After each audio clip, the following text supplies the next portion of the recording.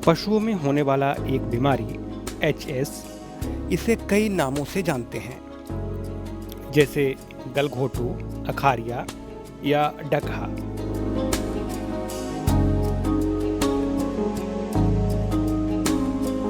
यह एक जानलेवा बीमारी भी है। एचएस किसी भी मौसम में हो सकता है, लेकिन बरसात के मौसम में इसके फैलने की संभावना ज़्यादा रहती है।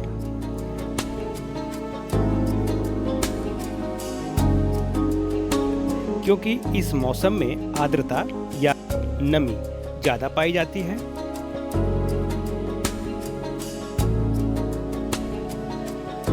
और आर्द्रता ही इस बीमारी के जीवाणु को बढ़ाने में मदद करता है।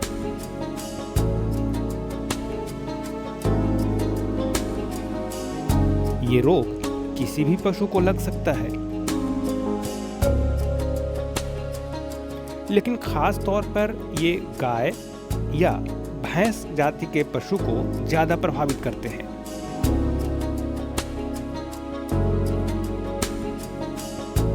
एचएस या गलघोटू बैक्टीरियल रोग है,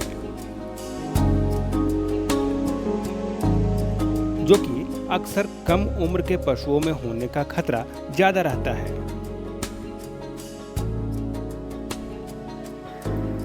किसान भाइयों, आप सबों का इस परिचर्चा में स्वागत है। आज मैं आपको पशुओं में होने वाले एक जानलेवा बीमारी गलघोटू के बारे में बताऊंगा।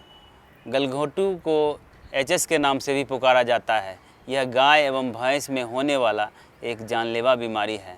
यह पास्चुरेल्ला मल्टोसिडा नामक बैक्टीरिया के द्वारा होता है, इसलिए इस रोग को सेप्टिसेमिक पास्चुरेलोसिस के नाम से भी जानते हैं। यह एक ग्राम नेगेटिव टाइप का बैक्टीरिया है। अन्य पशुओं जैसे सुअर, बकरी, भेड़ आदि में भी पास्चुरेलोसिस हो सकते हैं, लेकिन सुअर में जहां यह पास्चुरेल्ला मल्टोसिडा के द्वारा यह बीमारी फैलता है, वहीं बकरी और भेड़ में यह बीमारी पास्चुरेल्ला हेमोलाइटिका के द्वारा होता है, लेकिन सुअर में यह सिर्फ निमोनिक फॉर्म के रूप में होते हैं। यह जवान एवं कम उम्र के जानवर में, यानी 6 माह से लेकर के 2 साल तक के जानवर में यह बीमारी ज़्यादातर होते हैं। एचएस या गलघोटू के लक्षण को जान लेना बेहतर होगा।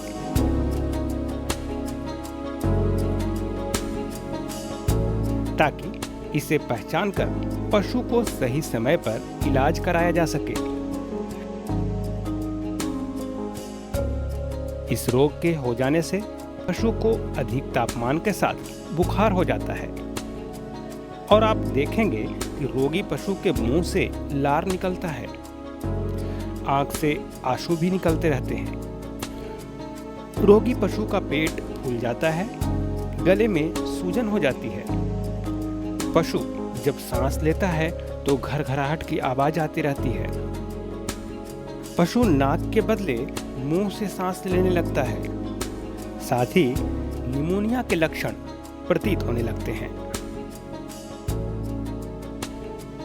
गलघोटू के मुख्य लक्षण ऊंचे तापमान के साथ बुखार, लार का निकलना, निमोनिया के लक्षण के साथ तेज़ घरघराहट की आवाज़ आना, प्लूराइटिस, पेरिकार्डाइटिस एवं आर्थराइटिस भी एक प्रमुख लक्षण है। यह एक मौसमी बीमारी है जो मुख्यतः बरसात के मौसम जैसे जुलाई से लेकर के सितंबर के बीच गाय एवं भैंस में फैलते हैं, क्योंकि इस मौसम में आर्द्रता अधिक होते हैं और आर्द्रता इस रोग के जीवाणुओं को बढ़ने में सहायक होते हैं। संक्रमण के 2 से 5 दिनों तक जीवाणु इंक्यूबेशन अवस्था यानी सुषुप्त अवस्था में रहते हैं, लेकिन 5 दिनों के बाद अचानक शरीर का तापमान लगभग 106 से लेकर 107 डिग्री फ़ारेनहाइट तक बढ़ जाते हैं। शरीर में तेज़ कंपन होता है एवं अत्यधिक लार गिरने लगते हैं। आँखों से आंसू भी गिरने लगते हैं, आँखें लाल हो जाती है, नाक भी बहने लगते हैं, पेट फूल जाते हैं एवं तेज़ दर्द शुरू हो जाता है।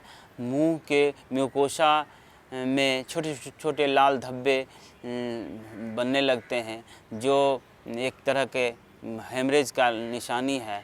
जो शुरुआत में बनते हैं और आगे चलकर बड़े सूजन में बदल जाते हैं। इस तरह गले में बड़े सूजन हो जाते हैं और गर्दन के निचले भाग में दिखते हैं, जो छूने पर बहुत तेज़ दर्द देता है। धीरे धीरे सांस तेज़ चलने लगती है एवं तेज़ घरघराहट के साथ सांस चलती है। रोग के अंतिम अवस्था में जीभ बाहर निकल जाते हैं एवं पशु मुंह से सांस लेने लगते हैं एवं गंभीर अवस्था में संक्रमित पशु 24 घंटा के अंदर मर जाते हैं। अब हम ये जानते हैं कि इसके लक्षण दिखाई दे तो क्या करना चाहिए, या ये कहें कि इस बीमारी से बचाव क्या हो सकते हैं। दरअसल जब गर्मी ज्यादा होती है और उसी समय अचानक बारिश होने लगती है तो पशु को यह रोग लगने की संभावना ज्यादा बढ़ जाती है। इसलिए लक्षण दिखाई देने पर पशु को ज्यादा दूर तक न चलाएं। पशुओं को अधिक देर तक भूखा न रखें। पशुओं के शरीर में ज्यादा कीड़े पाए जाने पर और रोगी पशु के थूक या लार से दूसरे पशु में भी बीमारी फैलने की संभावना रहती है।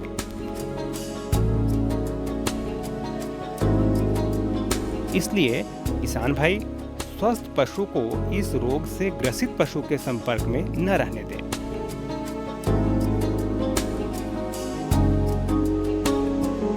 अगर कोई बछड़ा रोगी पशु का दूध पीता है तो उसे भी एचएस या गलघोटू रोग लग सकता है। इसलिए ये ध्यान रखें कि बछड़े को स्वस्थ गाय या भैंस का ही दूध पिलाएं।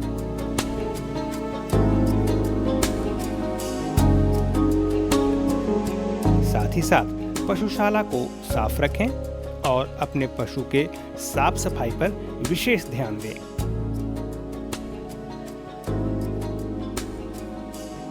इस रोग के फैलने के कई कारक हो सकते हैं, जैसे अधिक गर्म मौसम में अचानक बरसात हो जाना, पशुओं को अधिक दूर तक यात्रा करवाना, पशुओं से अचानक अधिक एवं कठिन कार्य करवाना, पशुओं के शरीर में अधिक कृमि का होना, पशुओं को अधिक देर तक भूखा रखना। इसके अलावे वायरस भी एक संक्रमण का एक कारण हो सकता है, जो बीमारी अपने आप तो नहीं फैलाते हैं लेकिन शरीर को स्ट्रेस में ला करके जीवाणुओं को फैलने में मदद करते हैं। इस बीमारी के जीवाणु संक्रमित पशु के श्वास नली में रहते हैं एवं टॉन्सिल एवं नेजोफेरिंक्स इसके मुख्य स्थान है। यह बीमारी संक्रमित पशु के थूक, कफ, लार को सूंघने या निगलने के द्वारा होता है। अगर संक्रमित पशु स्वस्थ पशु के साथ रहे तो यह बीमारी होने की संभावना अधिक होती है। बछड़े में यह बीमारी संक्रमित माता के दूध पीने से भी हो सकते हैं। अगर इन सावधानियों के बाद भी पशु एचएस या गलघोटू से ग्रसित हो जाते हैं तो हमारे विशेषज्ञ के इन बातों का पालन करें।